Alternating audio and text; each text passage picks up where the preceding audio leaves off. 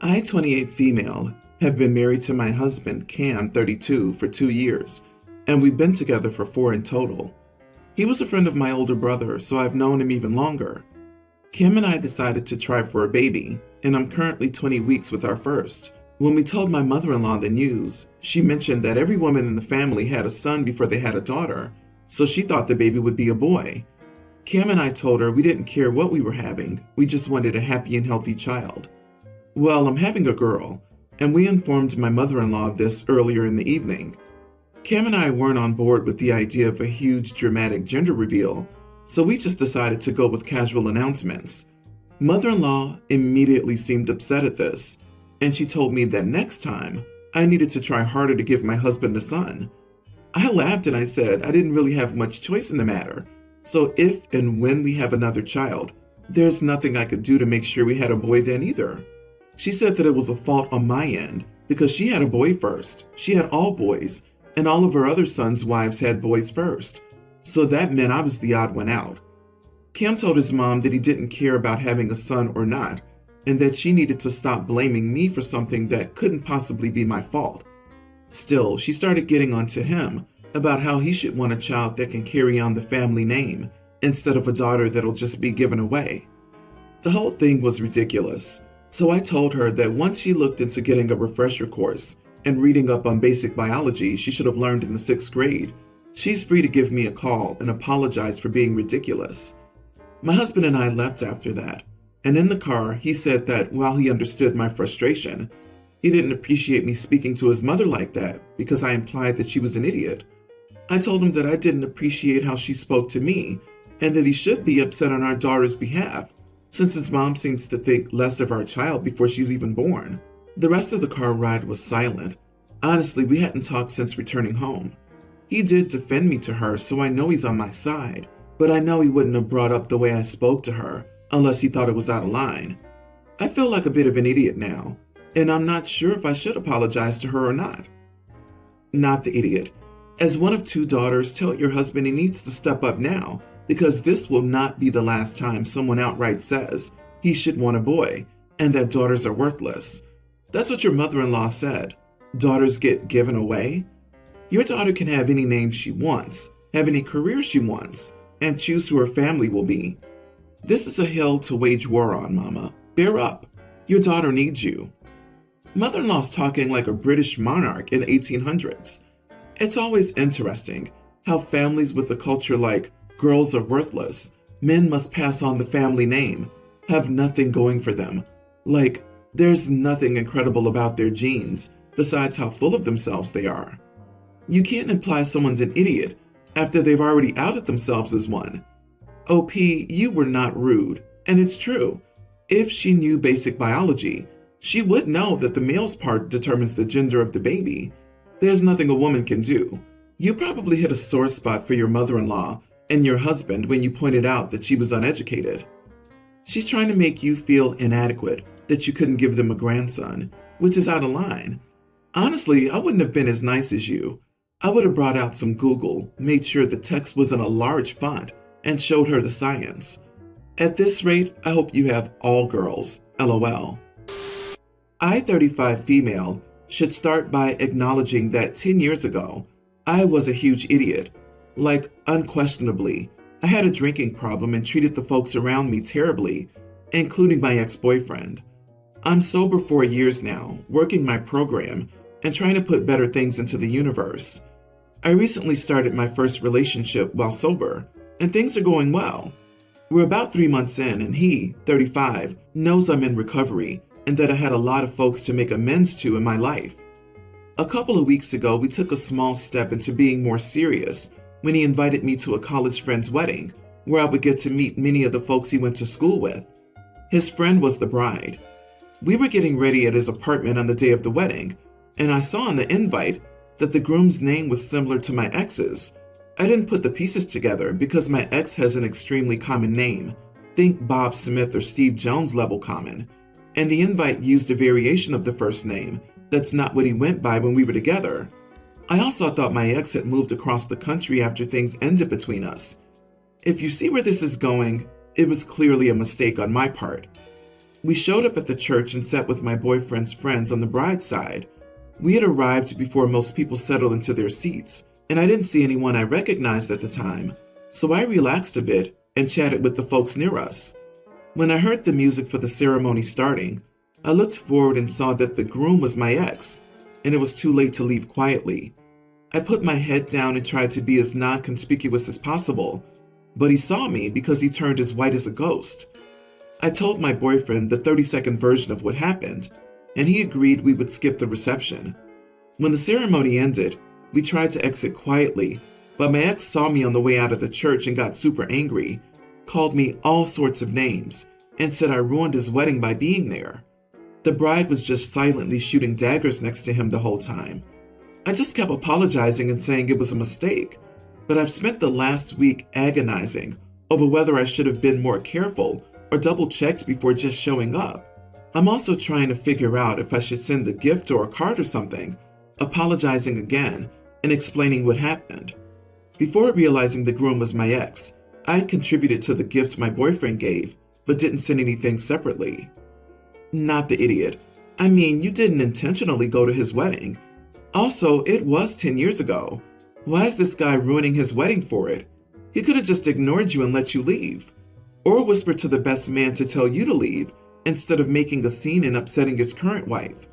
If she traumatized him, it doesn't work like that. I've dated someone like OP, and if I saw him again after his actions, I couldn't promise I'd be rational on a highly emotional day. I honestly might throw up on the spot. I think I could refrain from an outburst, but I'd probably cower behind my husband until someone got him to leave. There's a 100% chance he would be removed from the wedding, and a 100% chance I'd be some form of upset upon seeing him there. There's a non-0% chance that I'd freak out. Send an email or text to your ex that starts with the line, "I promise I will not contact you again.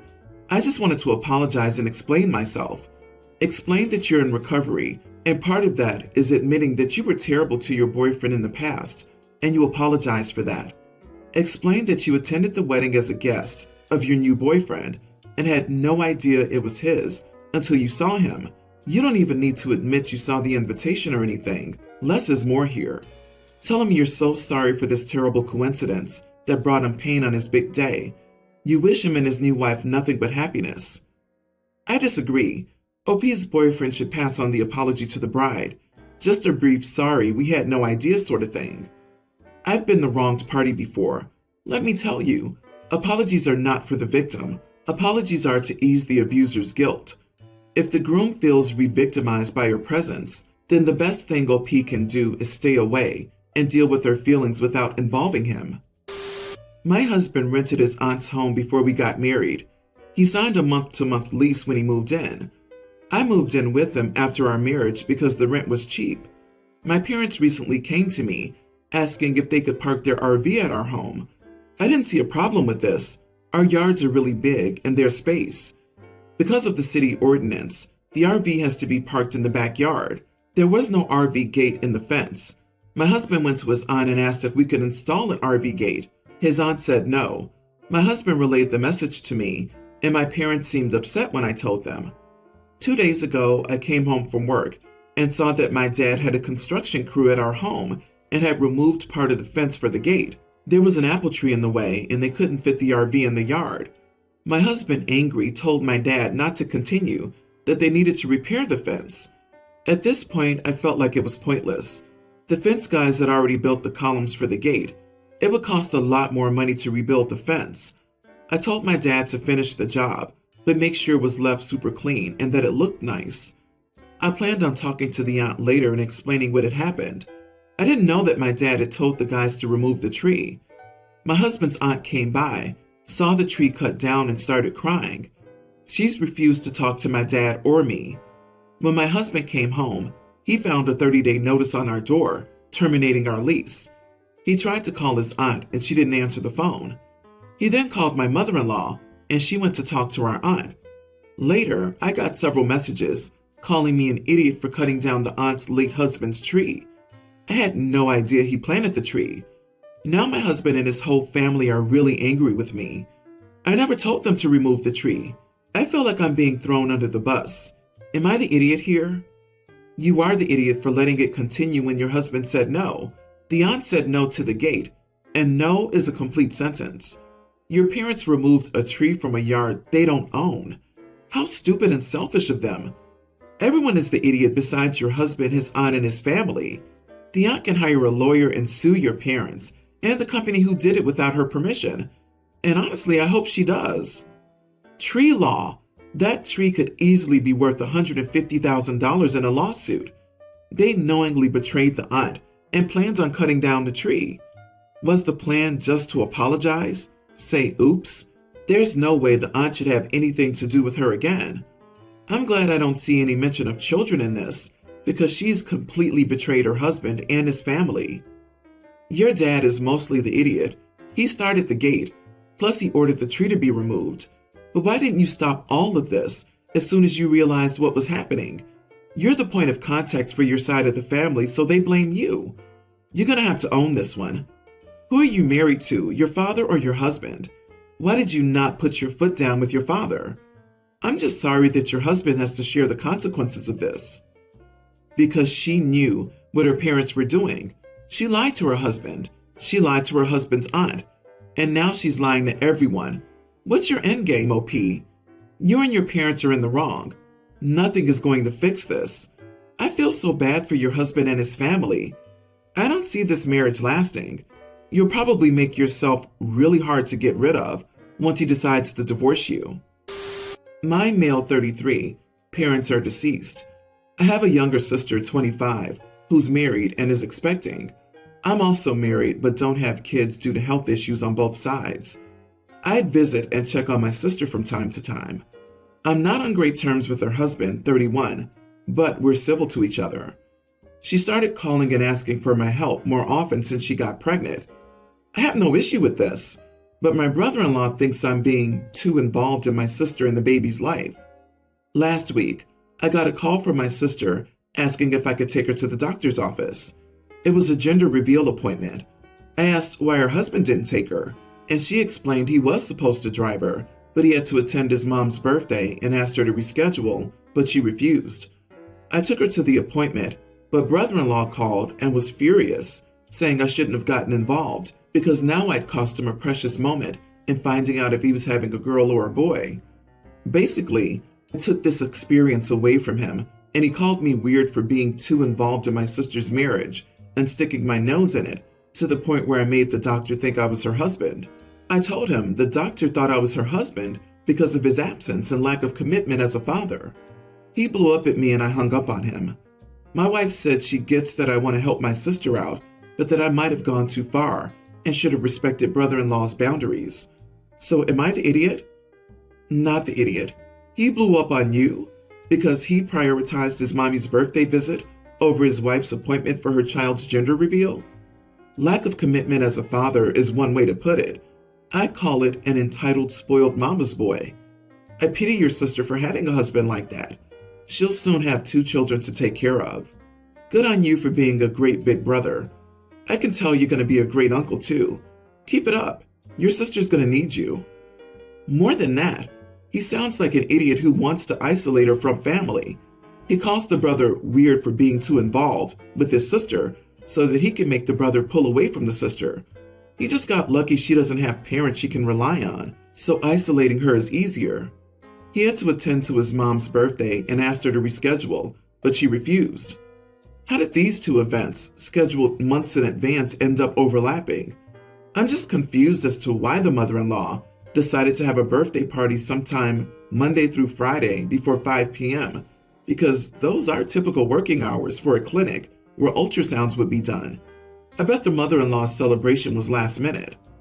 If a dude can't cut the cord by the time he's 30, he'll continue to have dysfunctional romantic relationships for a long time.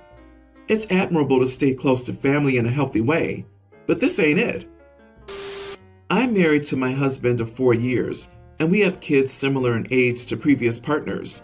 My husband has a daughter, Susie, female 21, and I have a daughter, Lynn, female 21. This year, Lynn started her first year of university and is studying in another part of the country.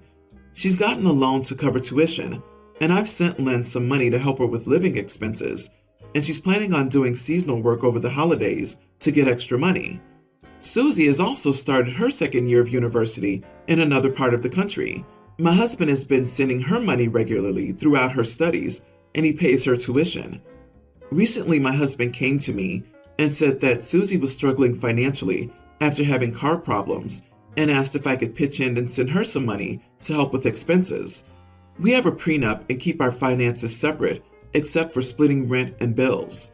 I politely refused and asked if Susie had asked her mother to send her money. To clarify, her mother is and always was involved in her life. My husband got offended by my question and asked if I cared about helping out family members. He said it's only fair to send Susie money since I sent Lynn money. I pointed out that he doesn't send Lynn money. He said that Lynn wasn't struggling and got mad and accused me of playing favorites. I thought this was really out of the blue and told my husband that both Susie and Lynn have one parent that's financially helping them by sending them similar amounts of money, so it's not like their levels of support are really all that different. My husband didn't have it. He called me selfish and said that I'm being a garbage step-parent. Oh wow, not the idiot, but you need to find out where his money has gone. Based on what you've described, he should never have asked the question in the first place, and his reaction was way over the top. It's very common for people who know they're wrong to go on the offensive like this.